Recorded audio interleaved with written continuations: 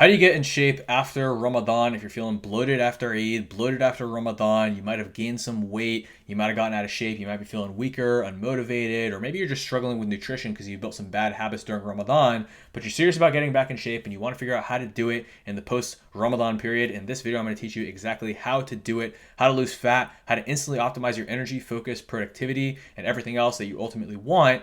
And I'm also going to teach you how to lose the weight and get in shape and keep the weight off permanently without having to sacrifice your favorite foods, which I know sounds audacious, but it is something we've consistently done for literally hundreds of people.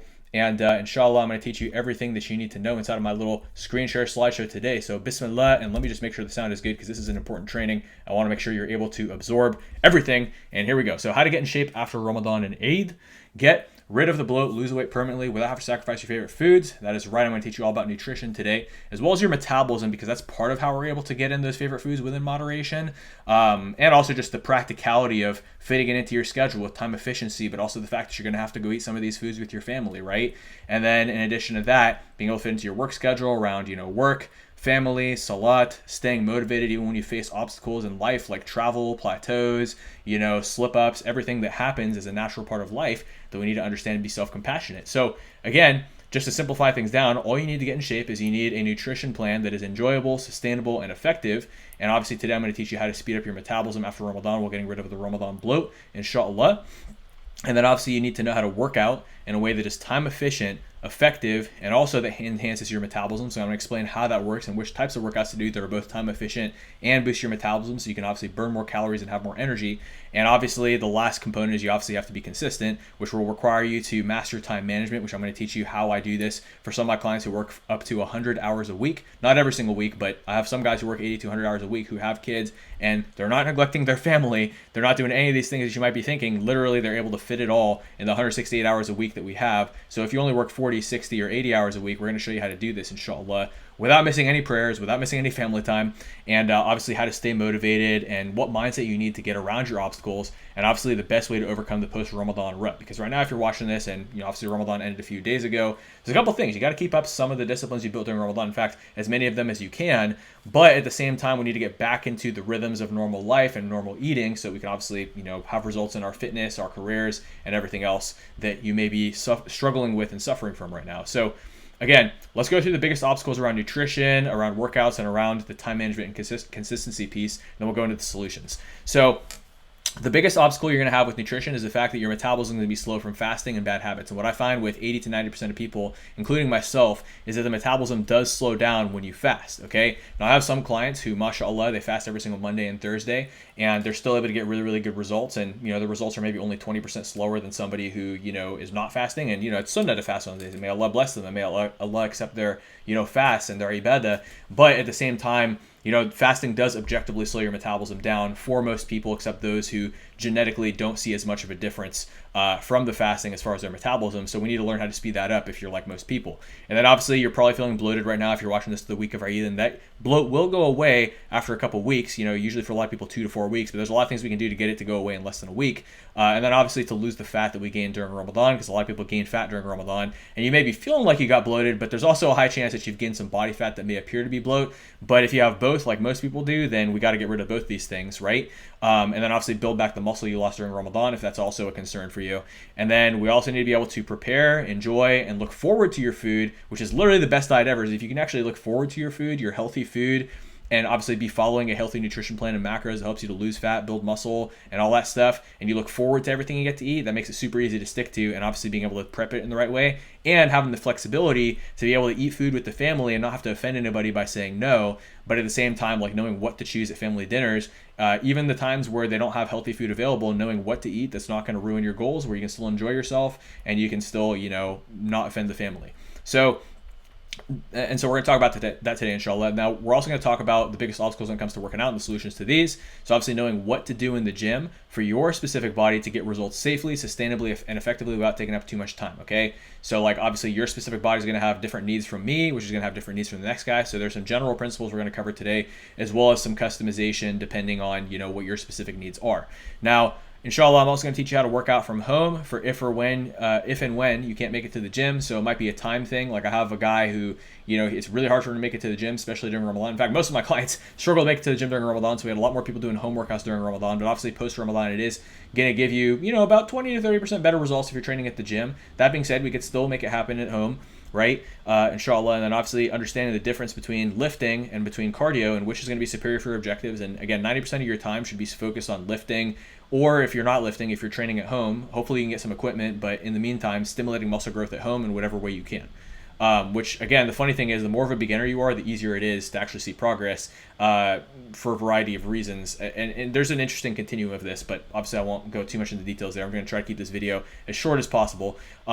And then lastly, the biggest obstacles you're going to face with your consistency and with your mindset is obviously time management. Because, obviously if you're a busy professional or you're a business owner, you probably work at least 40 hours a week. You probably maybe even work 50, 60, 70, possibly even 80, possibly even 100 like my client Ibrahim, right? And Ibrahim also has to travel a lot. So, we got to make sure that we're setting things up. We're not missing any prayers. We're not missing out on family time, right? While we are home. Or I actually have other clients who haven't given me the permission to share their data or their names yet. But I have another particular individual. Again, he works 12, 16 hours a day. Actually, I have a lot of guys who work that much, 12, 16 hours a day. But this guy also travels. Like he's going to be traveling all over the world for the next 2 months. In fact, I have a ton of guys who are traveling because summer, weddings, work, travel, a lot of different stuff. So obviously we got to be able to time manage these things and stay consistent when you deal with travel, when you deal with work time constraints, and when you hit a plateau and all these other normal obstacles of life.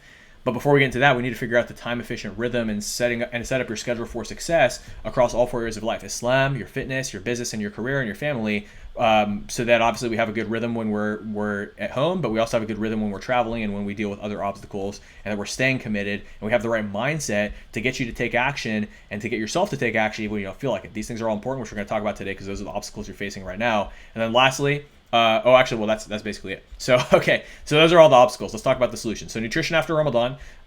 So the best way to speed up your metabolism is to consist your diet primarily of complex carbs and lean proteins. Okay. And also fiber. All right. So like some examples of complex carbs, which I've talked about in other videos, which you can check out on my channel after this video, would be like, white rice can be okay for a lot of people, but, brown rice is often going to be better if you can find a brown rice that tastes fine to you. But, for some people, they don't like the taste of brown rice. So we got to do white rice. Figuring out usually whole wheat bread is going to be a little bit better, but even better is you can find gluten-free bread.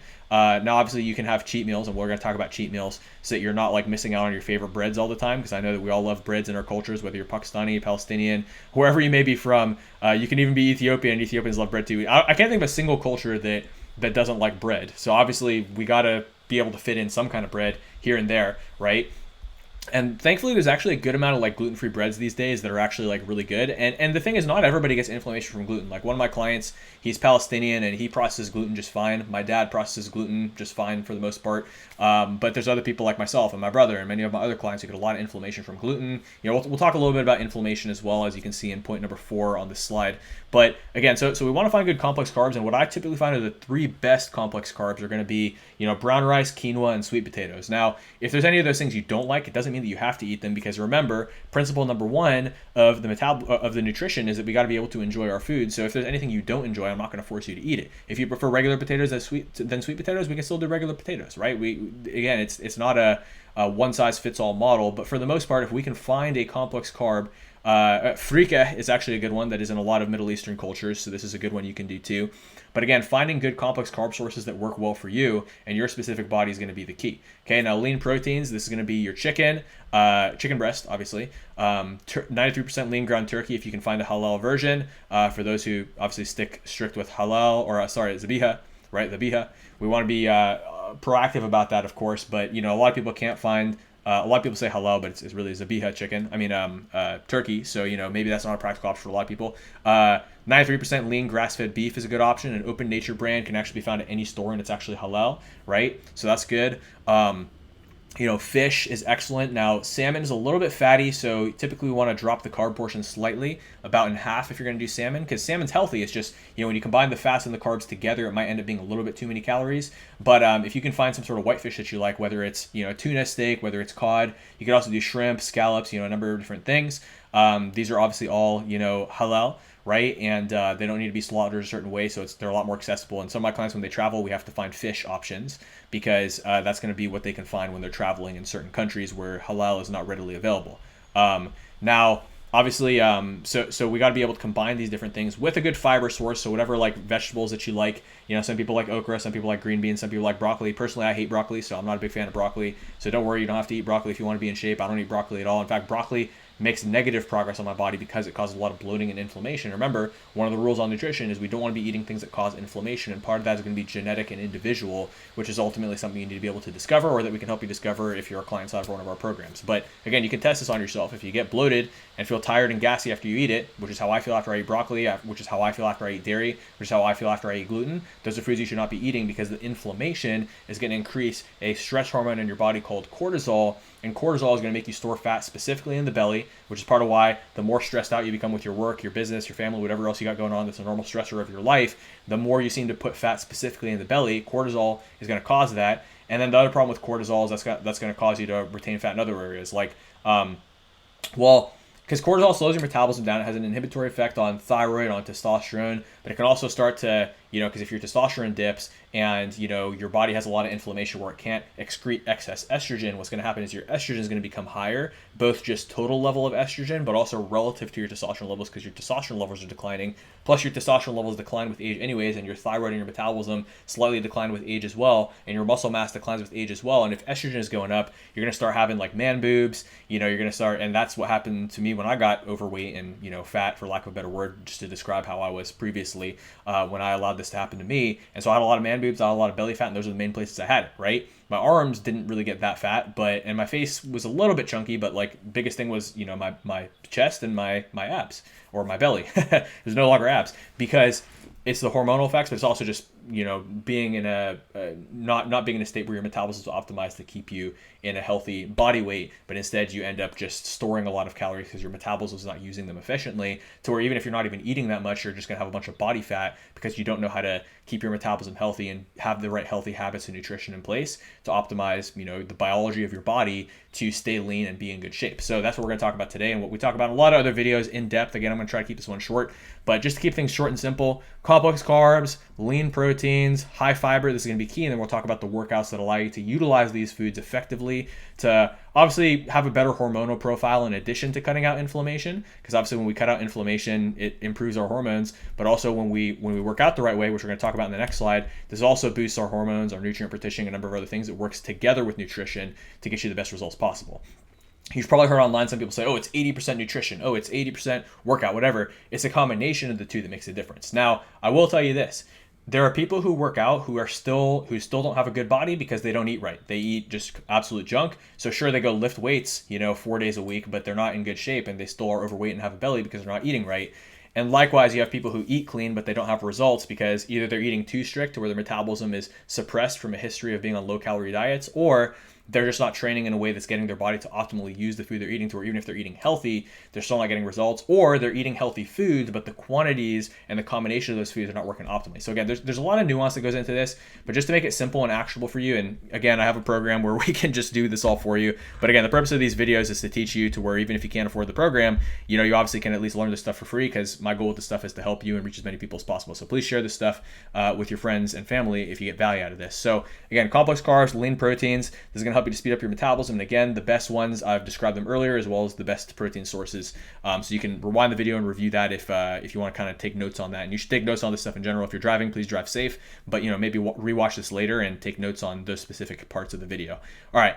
So now, when it comes to getting rid of the bloat and all that stuff, part of it's going to be water intake, and part of it's going to be cutting out inflammation. So the best thing you can do is, again, if you're watching this and it's right after Ramadan, which is probably when you're watching this because this is when I'm posting it, there's a high chance that you're having a lot of bloating right now. And the reason why you're having a lot of bloating right now is after Ramadan, again, your body has been fasting for a very long time. So as soon as your body has this abundance of water, it's like, hey, great, I'm not dehydrated anymore. I've got water. Okay, let me drink some water. Okay, let me store this water because I might go into this period of dehydration again. So your body becomes kind of like a camel and it stores all the water, right? And actually it's funny because I've talked about this in previous videos, why your body stores so much more water during Ramadan is because your body needs to store that water. And this is actually partially how your metabolism works too. That's why your metabolism is slow after Ramadan, is because your body knows it's going to be entering this fasting period or starvation period. So your body conserves those calories and conserves and suppresses your energy levels to reduce the expenditure of calories, which then slows your metabolism down and slows down your total daily energy expenditure, which is why it's very easy to gain weight during Ramadan, especially if you're going to a lot of iftars where you're eating these high calorie foods that your body then holds on to, because you're training your body to be fatter by not working out as consistently, by fasting all day. So your body holds on to all that fat to where even if you don't even eat as many calories in Ramadan, a lot of people gain weight. Now, some people are lucky enough to have a fast metabolism where they end up losing weight during Ramadan, but then they end up, losing a lot of muscle if they're not training properly. So again, we're not going to talk about the past because that's what happened in Ramadan. And next Ramadan, just follow my stuff, consult with me so we can make sure that you don't see negative progress during Ramadan. But if you're watching this, you probably saw some negative progress during Ramadan. We want to fix that. So what we want to do is obviously, going back in the slideshow here, be able to cut out that water retention and inflammation. So the best thing you can do is drink as much water as possible, okay? Now, typically you want to take your body weight and divide it by 2, and that's how many ounces of water you want to drink per day. So I weigh 212, 212 of muscle, alhamdulillah. So that means I need about 106 ounces of water a day. Now, this is an arbitrary measurement, and the problem with general and arbitrary measurements is it doesn't account for the specifics. What if you live in Alaska, okay? Or what if you live in Canada and it's cold and you're not even sweating that much? And, do you need the same amount of water as somebody living in Saudi Arabia or somebody living in, United Arab Emirates or somebody living in Arizona or somebody living in Texas or somebody living in Florida who's sweating all day because it's usually pretty hot during the year? No, the person who sweats more because it's hot is going to need more water. So again, that's an arbitrary measurement. But and again, also if you drink too much water, you can strip your body of electrolytes, so that causes a negative thing too. And your body's good at adapting to these things, but at least in the post-Ramadan period, I'm just drinking as much water as possible. Like I'm drinking, up to a gallon a day. Now, you don't necessarily need to force drinking water, but you need to have taqwa. You need to have mindfulness about it. And obviously taqwa means God consciousness, but at the same time, Allah gave you this body, so you should have consciousness of treating this body right by keeping yourself adequately hydrated for the sake of Allah and for the sake of yourself as well, because it's going to make your life better and it's going to make you a better Muslim, and you're treating the body that Allah has gifted you with respect. So again, drink water. Try to get in as much as you can just during this week, just to communicate to your body, hey, there's not a shortage of water anymore, so you don't have to hold on to everything, so you can just be, so you're going to be bloated for the next week, but after that, it's going to go away, versus if you kind of don't drink water because you're not used to drinking as much water as you were previously, before Ramadan, then you're probably going to be bloated for the next 2 to 4 weeks because it's going to take a while for your body to realize it's not in like dehydration mode anymore. So just really getting that water in. And then the thing that I do is actually drink a ton of water while I work out. Like I usually drink up to like 5 cups of water while I'm working out, and I'll bring like either a gallon jug or I'll bring, a protein shake, a BCA shake, water, whatever I want to bring to the gym with me. And this helps with just staying hydrated at the gym, and also just communicating to my body, hey, it's okay. You can pee out all this excess water. It's okay, right? Caffeine's okay. Caffeine is a diuretic, but again, it's not a big deal. Like you can do caffeine. Sodium, sometimes, especially if you're eating a lot of different things, for Eid or the post-Ramadan period, you're still in the habit of eating a lot of salty foods during Ramadan. Sodium isn't the worst thing in the world because, again, it's not going to make you fat. It's just going to make you bloated. And if you drink enough water, you can flush it out. And if you're working out, you'll actually use that sodium to help fuel those workouts in addition to the other foods you're eating, which is why working out's so important. I'm going to talk about that in the next slide. But again, the sodium, you're going to be able to sweat a lot of that out during your workouts and utilize it, because sodium does have a couple vital functions when it comes to muscular contraction. So speaking of water, let me practice what I preach. I was using the water as a prop, but it actually does help because it is nice to be able to drink water during these videos, because the videos I put out in Ramadan, it was difficult because I was getting very dehydrated. All right, especially from all this talking. So we want to drink as much water as possible. There's that theoretical arbitrary number based on your body weight, but honestly, just drink as much water as you can. Don't force it and make yourself super uncomfortable, but push yourself to drink a little more water. Have mindfulness of drinking water, at least every hour, whether it's sipping on it, whether it's, having a larger serving of water. I believe there is a sunnah of the Islamic way to drink water, which is to take 3 sips and then say Alhamdulillah. So you can do that, but make sure that you're taking those 3 sips pretty consistently over time, every couple minutes, or, at least a couple times an hour, so that you can obviously make sure you're getting enough water. And then obviously we want to cut out inflammation, which we're going to talk about in a second, and, how inflammation works. Well, I guess I've already kind of talked about it a bit. I mean, again, it's gluten and dairy are 2 things that you definitely want to test cutting out of your diet to see if taking them out helps you feel better and be less bloated. Then you can add them back in if you're craving them. Add them in one by one so you know which one is causing the inflammation when you add it back in. And you may find it doesn't make a difference, which means you're lucky. You get to have yogurt. Greek yogurt is the best yogurt. You get to have bread, and it's not going to have you get to have pasta. It's not going to make a bad impact on your progress. But if you cut it out and you feel way better, then you add it back in and you don't feel good, guess what? It's not going to take so much motivation and discipline to stay away from it, because you're going to be like, dude, I just want to feel good. I don't want to feel bad. I don't want to be bloated all the time. I don't want to be unhappy. I just want to feel good. So you know what? It's easy for me to stay away from those foods that make me not feel good. Now, the other one you want to be really careful of is soy, especially for men. Okay, we never want to be eating, soy as a man, because that's going to not only increase your estrogen and reduce your testosterone, but it's also just going to cause a lot of inflammation, and it's just really bad for you. And then we want to cut out processed foods, especially processed sugars and oils. Okay, that's really important for cutting out inflammation, because those things are going to cause a ton of inflammation. So I know a lot of people out there will use vegetable oil, canola oil, or margarine because they think it's healthy, but those things are absolutely disgustingly terrible for you. Okay, the only oils that you should be using are coconut oil, avocado oil, olive oil, and in some cases, grass-fed butter, grass-fed ghee. Okay, now obviously we want to be mindful of the quantities with these things because each gram of fat, aka oils are consisted of 100% of fat. Each gram of fat has 9 calories. Each gram of carbs and protein only has 4 calories. So per the quantity of food you're eating, fats have more than double the amount of calories, which is why a lot of people think nuts are a great healthy food source. And yeah, nuts are healthy in the sense that it's healthy fats, but the problem with nuts is that you can snack on them and it's an insane amount of calories. Like if you take a handful of nuts versus a handful of shredded chicken, the nuts are going to have way more calories, way less protein, versus the chicken breast is going to be pure protein, okay? Same thing, you take a handful of like 93% lean grass-fed beef versus a handful of like walnuts or almonds. Again, walnuts and almonds have healthy fats in there, like a handful of avocado. Again, avocado is a healthy fat, but the quantity relative to how much volume it takes up in your stomach is going to be less. So if your goal is to gain weight, yeah, get more of those fats in as long as they digest well for you, because fats can also be difficult to digest. They take a long time to digest, and they'll actually help you get more calories per day. When I was a young, skinny fat kid and I was trying to gain muscle before I cut back down and lost the belly, guess what? I would eat a handful of nuts every night because it would help me to eat a calorie surplus and actually gain weight, because I used to be so skinny, but I was actually skinny fat and I had a belly. Then once I finally built muscle, my metabolism became fast enough that I could finally get shredded and get a six-pack, which we're going to talk about on the next slide, and why gaining muscle is the best way to boost your metabolism and lose fat. But anyways, before I go on a million tangents with that, yeah. So we want to be careful with those particular fat sources, as well as processed sugars and any processed foods whatsoever. You should only be eating natural foods, okay? And we shouldn't be. And if we're going to use oil, we got to use healthy oils, and we got to be mindful of the quantities of these foods, right? Because again, if we're doing complex carbs and lean proteins, we want to keep the fats relatively low because this is going to fuel our metabolism, versus the fats are going to make the calories a little bit too high, even if they're not theoretically bad for us. Now, that doesn't mean to eat no fat at all. Like obviously you have your cheat meals, and obviously we're going to have some fat with our diet.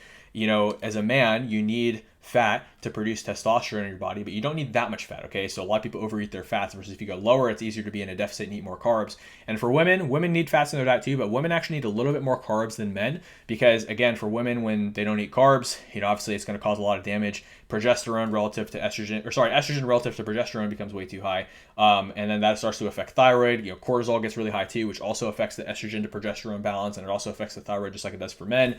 So it's just a negative sort of, thing that causes hormonal weight gain when women aren't eating enough carbohydrates. Plus, carbohydrates stimulate your thyroid, and that applies to both men and women, which is why as a man you also need, complex carbs in your diet. Not simple carbs. Don't be chugging orange juice, because even though orange juice does some stuff that boosts your metabolism, it also just has way too much sugar, and the blood sugar spike is way too insane. Versus complex carbs, can't go wrong with complex carbs as long as it's the ones that you digest well. Because I've had clients who, some of the complex carb sources they don't digest well. Like for me, I gotta be careful if I do too much sweet potato, because I start getting bloated because my body can't really digest all that fiber. So I gotta do sweet potatoes in moderation. But for me, it's mostly a combination of white rice and brown rice that works well. And then quinoa, I do it occasionally, but I get tired of it really easily. So my staple carb is mostly white rice and brown rice. Mostly white rice though.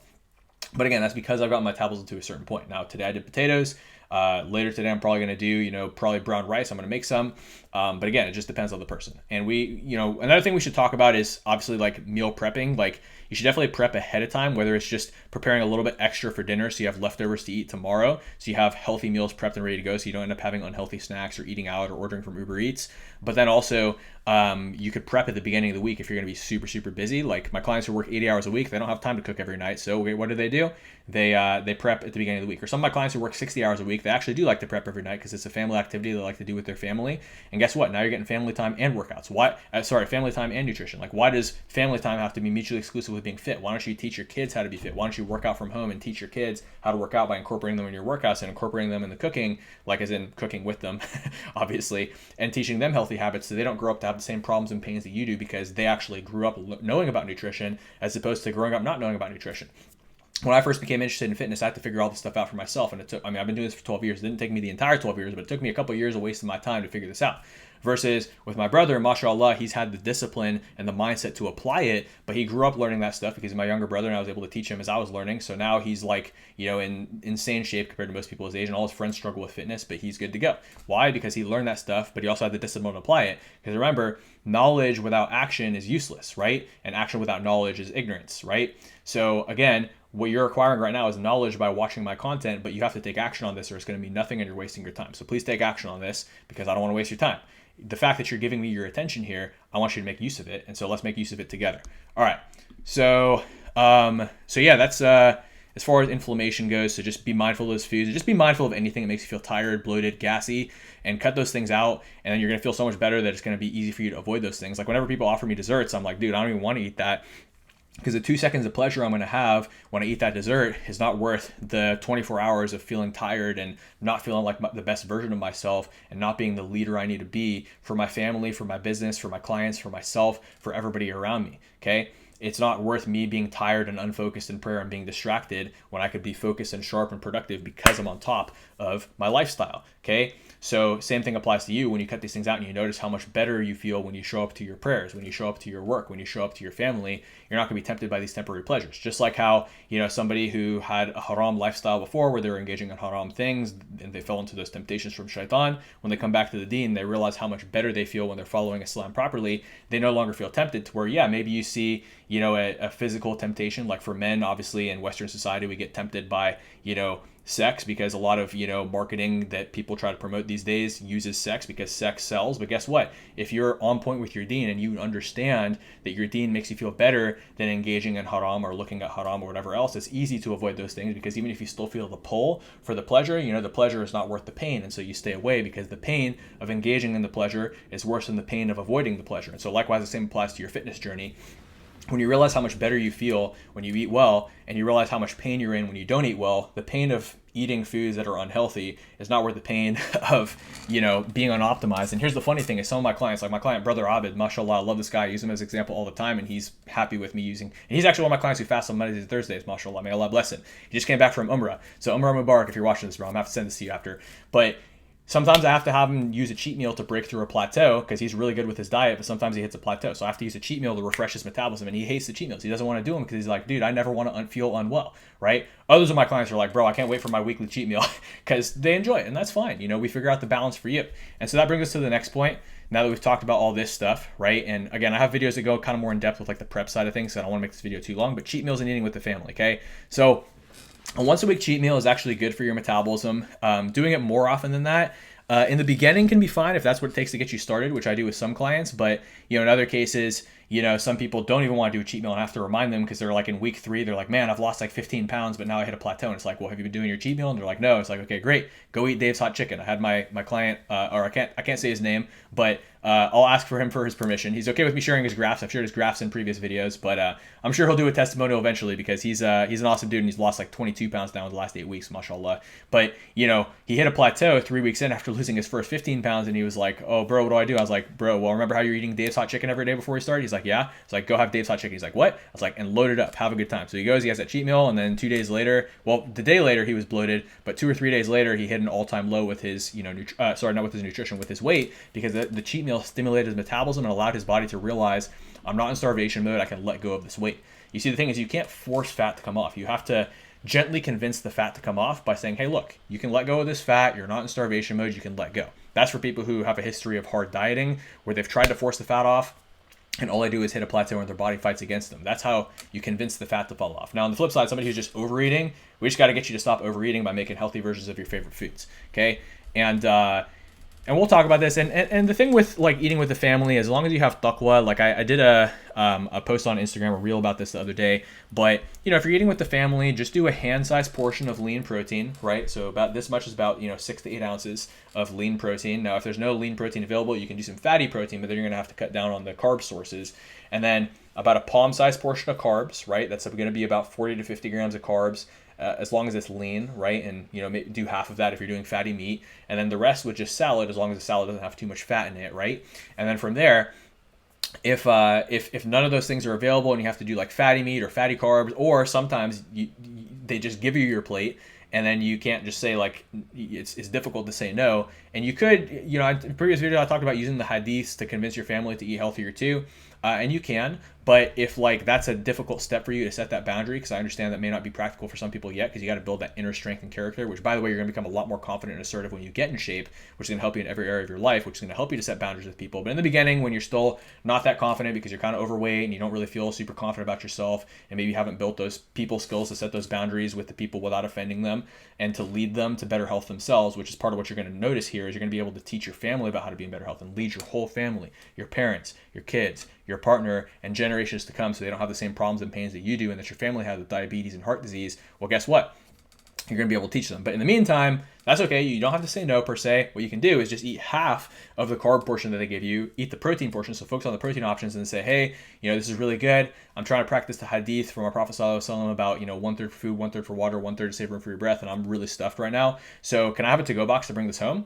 Such a great strategy, because guess what? Your family's going to be flattered. They're like, wow, you like this so much that you want to bring it to go home? Absolutely. Your family's going to be stoked. They're going to be happy for you, as opposed to being like, oh, I'm offended. You didn't finish your plate. No, I'm just full and I'm trying to follow the hadith. So can I bring some home for later? And then you just, spread it out over later meals so that you're not going to, have it ruin your diet. But usually at family homes, there's at least going to be one lean carb. There's going to be at least one lean protein, and there's going to be some kind of salad or vegetable. So you'll usually be able to make a good plate and just focus on protein options if you can. Now, sometimes you're going to go to a family's house and there's not going to be any protein options. There's going to be a bunch of sweets and unhealthy food. And that's the most frustrating for me. I get so mad when that happens. Now, when that happens, I sometimes keep protein in my car, but honestly, there have been sometimes I've forgotten. So sometimes at those dinners, honestly, in that situation, if I'm caught without my protein, I usually just suffer through it. But try to keep protein in your car so you can at least have the protein with the carbs, because at least if you're training properly, which is what I'm going to cover in the next slide, so you're working out properly and you consume protein and carbs together, at least some of that's going to go to muscle, because your nutrient partitioning improves when you're training to stimulate muscle growth. So at least you're not going to have it go 100% to fat like it would otherwise if you're not working out or if you didn't have protein with the carbs. Okay, but if it's a family house where they often don't have protein options, bring some protein with you. And the thing is, I've formed such a strong psychological connection between eating unhealthy food and feeling terrible that when I go to an event like that and there's no protein options available, I don't even feel tempted to eat. And if people say, and I'm at the point where I can really take leadership. I mean, this is what I do professionally, is I lead people to better health and coach them on their lifestyle and fitness and all that stuff. Like, this is literally what I do for work. But so for me, it is a little bit easier to just say, hey, you know what? I only eat healthy. This is what I do. So I can't actually eat anything here. So it's easier for me to set the boundary, but it can still be hard sometimes. But also, if you're going to somebody's house where you know that this is the one relative who never has protein options, you can also be generous and go potluck style and make a nice, delicious, healthy, lean protein and bring it to that house, and then have that with the unhealthy carbs that they have, so you're at least getting some protein in. But these are also strategies. For the most part, 80-90% of the time, there's going to be some kind of lean protein at most family gatherings you go to, so at least you could do that. But these are just some strategies for the other scenarios. So I want to cover that because I was covering this with a couple clients this week and over the last few weeks, especially during Ramadan, when we're all eating with the family quite a bit, and I felt it was pertinent and important and valuable to share with you. So let us dive into it. I'm excited to dive into the rest of this. So cheat meals, eating with the family. Let's dive into the workout stuff. So now, when it comes to, a lot of the workout stuff that I mentioned previously, a lot of this, as well as the diet stuff, does require customization, which is what we cover inside our fitness coaching program in depth. So what I'll do, so actually I was planning on dropping the consultation link below, but obviously we can't work with everybody, and our next intake isn't opening until May 11th anyways. And I'm recording this, I think May 4th is the day of today's date. Maybe it's the 5th. It's the 4th. Yeah. So what I'll do is I'll just drop the link to my free Facebook group below. If you're watching this in my free Facebook group, what you can do is just message my team. So my team would have sent you a welcome message when you joined. So if you want to get some more details on the fitness coaching program, just message them. And then obviously if you're watching this on YouTube, what I'll do is I'll just drop the link for the Facebook group below so you can join that, and then my team can message you. Or just comment if you don't have Facebook and I can reach out to you personally on YouTube. Or if you're watching this on Instagram, just shoot me a DM and I'll check my DM requests, and then I'll have my assistant send you more info when she goes through my Instagram inbox. Okay, cool. So yeah, so that's the customization. But the general principle behind training, just like how we had the general principles on nutrition previously, is we want to train to stimulate muscle growth 3 to 4 times a week for 30 to 45 minutes. Okay. Now, of course, if you're more advanced and you don't have a problem with working out and you like working out, obviously you can go more often than this. But if you're like super busy, you hate working out, you just want to be able to do the bare minimum and get 80% of the results, that's fine. Go 3 to 4 times a week for 30 to 45 minutes. And in fact, in some circumstances, we've gotten plenty of people great results training 20 minutes and working out from home. I have a guy who lost 15 pounds in 3 weeks training from home with barely any equipment. All he had was like two 20-pound dumbbells, and he was able to lose 15 pounds in 3 weeks during Ramadan. And obviously while working a full-time job and leading Tarawih at his masjid. Now, again, I can't say this guy's name yet, but I am planning on bringing him on a testimonial interview, inshallah, which is going to be really, really exciting. So yes, it's possible, but obviously it's more optimal to train a little bit longer. Because obviously with him, he's fasting, he's working full-time, he's leading Tarawih, so he literally only had 20 minutes from home to do it, plus he's got kids. But if he can do it, you can do it, and if you can do a little more, you'll get even more result. Well, not guaranteed, because what I can guarantee for most people is about 20 or 30 pounds in 90 days, but I can't guarantee 15 pounds in 3 weeks, though. He's gotten exceptional results, but what I can guarantee is going to be a little bit more specific to you. But you will definitely get results. Just the better results are going to be when you train 3 to 4 times a week for 30 to 45 minutes, okay? I just want to be transparent about all that because I always want to set people up with the right expectations. I don't want to say you can lose 20 pounds in 3 weeks because most people won't, to be honest. But most people will lose 20 pounds at least in 90 days, and that's what I can realistically promise, but it depends on what we cover in our consultation if obviously you decide to inquire about the program. But for those who are just watching the YouTube video, again, train to stimulate muscle growth 3 to 4 times a week for 30 to 45 minutes. In some circumstances, you can do a little bit less too. And I have other videos that cover this, like my strength training for fat loss video, so check that out as well. Now, cardio is a lot less time efficient, but it has its place. It has its benefits. I'm not going to talk about that today, but I might do that in a future video. So if you'd like me to cover that in a future video, just drop a comment, let me know. But honestly, you don't even need to worry about cardio because for most people, we don't really do it except for, maybe in month 2, month 3, month 4. Those are the times we could use it to create a deficit if we don't want to go lower in calories. But usually the better thing is to create a sustainable deficit through calories once your metabolism is optimized. And the beautiful thing is we can usually create that deficit without even having to put you on a low-calorie diet. In fact, most of the time we don't use low-calorie diets because those risk slowing your metabolism down. I always prefer to keep people on higher calories so that their metabolism stays fast, which allows us to get better long-term results. So speaking of metabolism, lifting is a lot more time efficient than cardio, and it's for 2 reasons. Cardio, so you want to think like cardio, like you're showing up to a job and you get paid for the hour, right? If you spend 20 minutes on not 20 hours, that would suck, on the treadmill, but 20 minutes on the treadmill, you might burn like 200 calories, maybe 300, okay? So that's like maybe about as much as what would be in one candy bar. So you could either eat one less candy bar or you could do cardio, but it's a game of subtracting. It's a game of subtracting time from your life because you're going and clocking in time on the cardio, and it's a game of subtracting calories from your diet, so depriving you of all your favorite foods.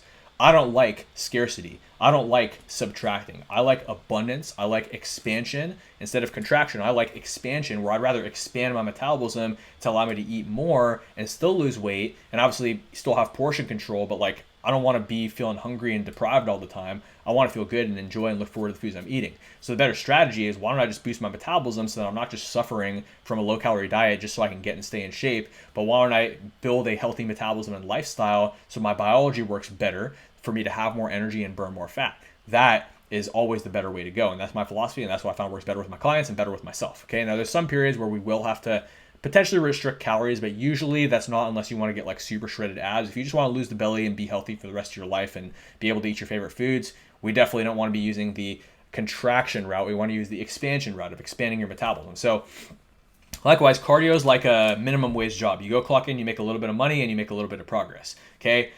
Building muscle is like having a business. Your first month of business, you're not going to make that much money.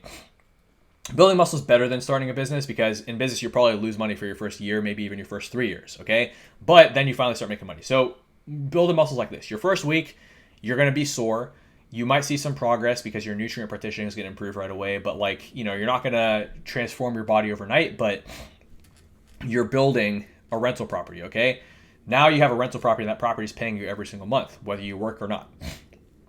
So you don't have to clock in and do hours anymore. You just need a manager, aka you need to go to the gym and maintain and keep building on that muscle. Maybe improve the rental property so now you can make more money per month off of it, right? Now once you built a bunch of muscle, now it's like you have a whole complex with like 10 apartments that are each paying you every single month. So now you don't have to work anymore because you got all this money. And then obviously if you want to go put in some more work or you want to add on some cardio on top of that, you can make a little bit more money. But that's why I like the expansion route, because building muscle is going to help you to enhance your metabolism. So let's dive into the specifics on how that actually works. Okay. So let's talk about both those things, right?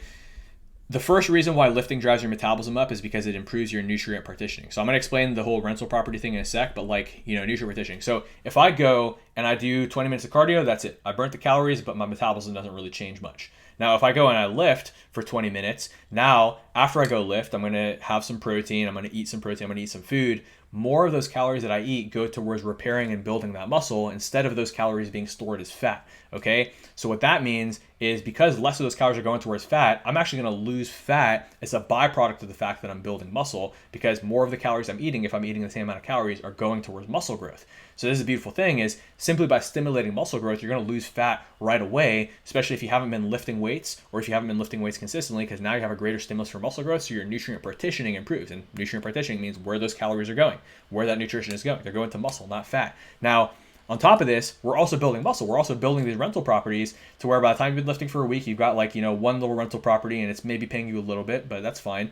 By the time you've been lifting for 4 weeks, you've got maybe 2 properties, and so it's paying you a little bit more. It's not quite enough to replace your job. Well, it is enough to replace your job in this case, but again, I'm extending the analogy a bit, but it's a good analogy. But it happens a lot faster than building a business, okay, or building a real estate portfolio. By the time you've been lifting for 3 months, you have 10 rental properties that are paying you every single month, which is why it's so much easier to keep the fat off. And by the time you've been lifting for 6 months, not only do you have a ton of cash saved up because you've had all these rental properties, but you've got 20 rental properties now, and they're all paying you each month. And so it's really, really easy to stay in shape as long as you maintain those properties. Now, let's say that you stop taking care of those properties, the water and the sewage stops working, then obviously your tenants are all going to leave, and you're not going to be making money anymore. So you have to maintain the muscle, but it's not really that hard to maintain muscle, okay? That's why some guys are able to just retain their results on 20 minutes a day, 3 times a week. But the thing is, you're going to fall in love with lifting weights, because lifting weights is way more fun than cardio. So there's a high chance that you're actually just going to continue doing it because you love it, you enjoy it, and it becomes a part of your life that helps you to relieve stress, that helps you to feel more energy, that helps you to feel more confident every single day because you get to see what your body's doing, and it's a positive thing, and it makes you more of a man. And if you're a woman watching this, it makes you feel empowered as a woman, that you're strong, that you're not just this frail, weak person, whether male or female, but that you're strong and you're getting stronger every single day. And that translates to your mental strength. That translates to your strength with your deen. There's a hadith that the strong Muslim is more beloved to Allah than the weaker Muslim. There is good in both of them, but obviously, as the hadith says, the stronger Muslim is more beloved to Allah. So if nothing else motivates you, this should be the greatest thing that motivates you, to be closer and more beloved to Allah, because you're strong physically, mentally, spiritually, emotionally, everything. And that's what lifting weights does. Plus, it helps you relieve stress. You're going to treat your family better. You're going to be less stressed and overwhelmed at work. You're going to be more confident. You're going to have more energy. It's just a win-win-win. And then also, you have, a faster metabolism. And so that takes us back to the thing, right? So that explains, the 2 reasons why lifting drives your metabolism up. But just remember, when your metabolism is fast, your total daily energy expenditure improves, because when your body is in starvation mode, aka your metabolism slow, your body suppresses your energy, which is why your energy levels suffer, because your body's trying to conserve calories so you don't die. So then you end up feeling tired and not losing any weight. And your body also suppresses this basal metabolic rate. However, when you give your body an abundance of calories from complex carbs and lean proteins, which are a lot more difficult to store as fat than fats and sugars, and we're keeping the fats and sugars relatively low, but having a cheat meal once in a while so that we're at least getting our fix here and there and keeping our metabolism working regularly, guess what? Now, our total daily energy expenditure and basal metabolic rate go up, and even though we're eating more, we're using those extra calories to gain muscle, which is why the lifting and nutrition work well together. And now our total daily energy expenditure, so how much energy we have for thinking, for problem solving, for working, for doing things that are physical, for playing with our kids, for leaving the house, for being there for our family, goes up, and our metabolic rate goes up, so everything works better, okay? Now, lastly, let's talk about the biggest obstacles with consistency and mindset. So when it comes to time management, this video is already pretty long. Let me see how long this is. I think I kind of have gone over time, as I often do. Yeah, it's about 45 minutes. That's a typical length for me, even though I always resolve to make it 20 minutes. There's just too much I have to say to you guys. And thankfully, with this platform, I can go as long as I want. So basically, when it comes to consistency and mindset, when it comes to time management, just check out my other videos on this. I have other videos in my Facebook group, in my YouTube, on my Instagram about how to do this. So check out that video on time management. Okay, it's going to help you a lot. As far as motivation, like, here's what you have to realize. The pain of whatever problems you're dealing with right now, the whole reason why you just spent 45 minutes watching my video, the pain of being bloated and having a belly and not being happy with your body and not feeling confident in yourself, the pain of being tired all the time, the pain of being at risk for heart disease, diabetes, or whatever else may run in your family. I don't know which of those three things is the reason that motivates you and what your core driver is right now to want to be in shape. But one of those three things, or maybe all three of them, or maybe even some fourth reasons on top of that, is the thing that's motivating you. And so I want you to ask yourself, if you don't fix this, if you don't fix your health and fitness, what's your life going to turn out like in respect to those three things? Okay, how much less confident are you going to feel when your belly gets bigger and when you feel even more unhealthy and tired, and when you get diabetes or heart disease, or your diabetes gets worse if you already have it, or you have a heart attack? Okay, and how's that going to affect your kids? How's it going to affect your family? If you're not confident, what kind of example are you setting for your kids? If you're not healthy and you don't have energy, what kind of example are you setting for your kids? And how is that affecting them, that their parent can't even be energetic and present because you're stressed and overwhelmed and tired all the time? How's that affecting your work and your ability to be productive and to perform at work and to level up in your career to the level you want to get to in your company, or to build your company if you're a business owner to the level you want it to be? You're not going to be able to do it because your capacity is low, because again, you have not taken care of your body and your health. And so your health becomes the biggest obstacle to your wealth, even though the whole reason why you lost your health is because you were spending so much time pursuing wealth. Okay, health is the best wealth. That's what my grandfather told me. My grandfather's an entrepreneur, and alhamdulillah, he was able to instill a lot of mindsets in me that served me well. And so I want to carry on his legacy. The camera's getting blurry because I'm bringing too much passion. So let's just finish this off here. When you consider the consequences of the road that you're on right now, you'll realize that the pain of not taking action is greater than the pain of taking action. Okay, when you realize that the pain of staying the same is worse than the pain of changing, that's when you'll change. When your reason is greater than your resistance, that's when you'll change. So what we've done is we've reduced the resistance by teaching you the right strategies to do this in a sustainable and enjoyable way, and we've given you enough of a reason to change. But you might need more of a reason to change, and that's fine. Maybe you need some accountability. That's where the program comes in, and obviously in our consultations, we will take you through an in-depth motivational process to make sure that you're 100% committed before we accept and invite you to the program. Because that's our condition, is we only work with clients who are 100% committed. So you might need to watch more of my content first, or you may not be able to afford the program, and that's fine. That's why this free content is here. But if that's you and you want to join the program, obviously, there will be an opportunity to apply May 11th. So join the group now so you can get that opportunity ASAP and schedule your consultation. But anyways, on your own too, get motivated, follow that, framework of what's going to happen if you don't do this, and then think about how great it would be and what it would ultimately give you if you did get the results that you wanted. How would that change your life? Think about it. It's going to make your life so much better. Okay. And that's what's going to give you the mindset to stay motivated when you hit a plateau. Then obviously knowing how to problem solve and consult around it, which is obviously something that we will help you with, inshallah, if we end up working together. Staying accountable when you travel, staying consistent, knowing what to do when you travel. When you get busy with work, staying consistent, realizing that it's going to affect your work and make you even more stressed out and even more tired and even more unproductive if you neglect your health when your work gets busy, and it's just going to make it worse. So when you get busy with work and when you're traveling, you actually need to work out and have accountability even more so than, in normal life. So this is important. And just understanding that you will always be busy. You will always have these things come up. So you better learn how to handle them now, whether it's with my help or whether you try to do it on your own. Make sure that you're learning how to get over these obstacles so that you are able to break through. And the same applies to breaking past the post-Ramadan rut.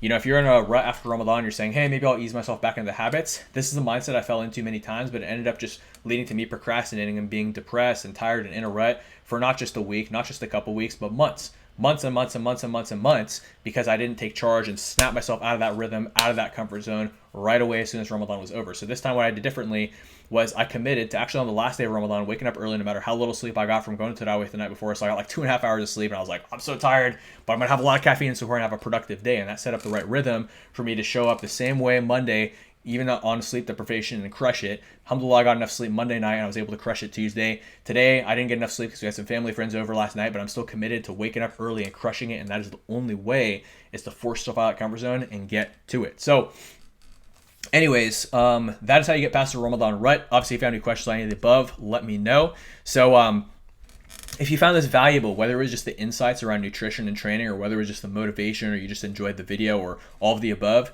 please share this with your family and friends and anybody else who you know would benefit from this video. So if it's on YouTube, just copy the link and text it to, your family, or WhatsApp it to, your family groups, or whoever you think would benefit from and resonate with this and help them get in better health. And, all the different good deeds they're going to be able to do because they have more energy and because they have the health and they're taking care of the body Allah gave them and following the hadith and Quran about being healthy and not doing destruction to ourselves by our own hand, aka Surah Al-Baqarah verse 195, because they're getting good deeds. Now you're going to get good deeds because you shared it with them.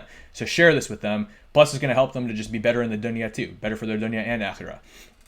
If you're watching this on Instagram, DM it to them on Instagram, right? And then if you're watching the Facebook group, just invite your family and friends to the Facebook group so that obviously they can take advantage of this as well as my other trainings as well, okay? Now, what I also want you to do after you do that is comment with your questions, and please let me know if you need any help or if you have any questions on any of the above, okay? Now, like I said previously, these videos are designed to give you the free information so that even if you can't afford the program, maybe you're a college student, maybe you don't have a job, that you can still learn, and obviously to educate you about my methods.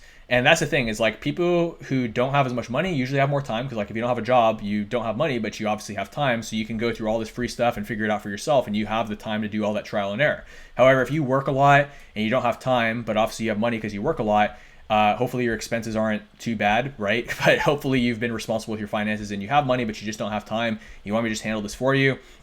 Obviously, you'll probably be able to afford the program then, and you can apply to join the program on May 11th, which again, the link is below to the group. And then from there, my assistant will speak to you and give you more info on that, and then you can decide to apply if you want. But even if you're not interested in the program, though, you can still join the group. Just let my assistant know that you're not interested in the program, and then from there, you can still like learn all the cool stuff in the group. And then again, like I said, if you want to apply, join the free Facebook group or send me a DM, and my assistant will send you the details from there. So anyways, this was a special Eid edition. I mean, I was actually planning on recording this on Eid, but it's actually 2 days after Eid. We wanted to spend that time with my family, but and then also I've just had a lot of stuff I've had to do with my clients to redo everybody's meal plans after Ramadan. So it's been a little hectic, but I hope you enjoyed this video. I hope you got a lot of value. Again, comment down below if you have any questions, if you need any help. But I hope that you learned a lot and that these were some good insights that give you some good action steps. So again, just to recap, after Ramadan, remember the pain of staying the same, the pain of the consequences of the road that you're on right now, if you're not taking care of your health, is so much worse than how painful it'll be to take action. So wake up early, because waking up late and having, a low momentum day where you feel tired and unmotivated, everything's an uphill battle, is so much harder than just waking up early, praying tahajjud, praying fajr, bonus points, go to the masjid and pray fajr, then stay till duha prayer, reading a Quran, journaling, and then pray duha prayer, and then go to the gym. And by 7 a.m., you'll have finished the most insane amount of productivity when everybody else is barely getting out of bed. You'll be able to crush your day, finish early, spend time with your family, get to bed early, no problem. That's that high performance routine I talk about in other videos. The same applies to life. You got to take action and put in the work on the front end. Just like how we put in the work in this dunya to be able to secure our akhirah, likewise, you put in the work when it comes to your fitness and health and building the right habits on the front end. It pays off on the back end and how much healthier, happier, and more energetic and confident you feel. Well, on the flip side, though, those who engage in the temptations of this dunya end up going to Jahannam. And likewise, if you engage in the temptations to be lazy about your fitness and your workouts, to make excuses about your time management and all these other things, and oh, my family, oh, my travel, whatever, when these things are always going to be a normal part of life. So you got to figure out when you're going to break that excuse and procrastination sometime. And obviously you're engaging in temptations with unhealthy food and nutrition when you would actually feel way better and be way happier if you just ate right and followed the other tips from my other videos. Well, then guess what? You're going to have the consequences as well of taking that easier road. But when you take the harder road of having discipline, building the habits, it's hard in the first few weeks. That's just a fact. And obviously I can help you with this in the program, but even if you decide to try to commit to this on your own, again, same deal.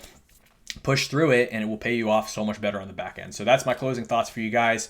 So just remember, do that. Follow the nutrition tips around complex carbs, lean proteins, increasing meal frequency a little bit, and obviously hitting the right amount of calories and protein, which again, that needs to be customized to you, which is obviously something that we'll help you with inside of our programs and stuff like that. And then obviously with workouts, again, I have some other videos that go into the details on that. If again, like, you're a student or, you just want to kind of figure this out on your own. But obviously in our program, we cover that. And then remember, working out is lifting is way more efficient than cardio when it comes to fat loss for the reasons specified above. All right, guys, almost an hour. Good to be back on YouTube and all the other platforms I'm posting this on. And inshallah, I will speak to you guys soon. Assalamu alaikum and jazakallah khair.